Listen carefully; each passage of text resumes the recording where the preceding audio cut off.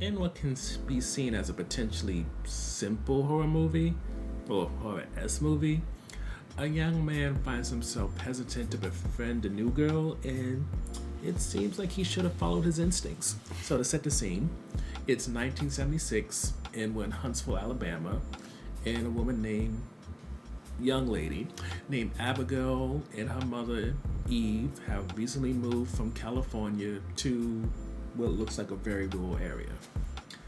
Abigail's in search of a friend, and lucky for her, even though it was a bit prickly at first, Lucas ends up becoming a friend, even boyfriend, despite how he often seems to push her away because he thinks that she's a goody two shoes. But as he learns, when it comes to Abigail, there's more darkness in her than he realizes. So when it comes to the review, this is rather short and sweet because Abigail is overall watchable, but it's not that exciting. And it's mainly because a lot of the things that could have drived interest, it's driven past. For example, it's hinted that Lucas could potentially be gay, or maybe he explored his sexuality with somebody who became his bully, but that isn't really dove into.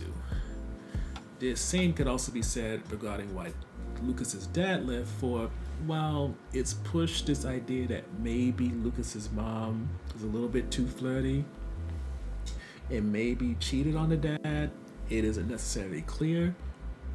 And even outside of Lucas, Abigail gives Lucas this necklace which has a symbol on it, but what that symbol is about is never really gone into.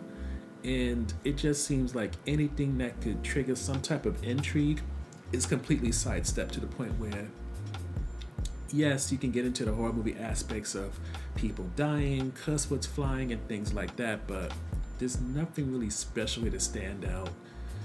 So all you get is Abigail, who's a little off, teen angst, and a bunch of people who get killed. Which is why, overall, even though Abigail has no major or notable flaws, we're kind of iffy on saying you should watch it because it also lacks a hook.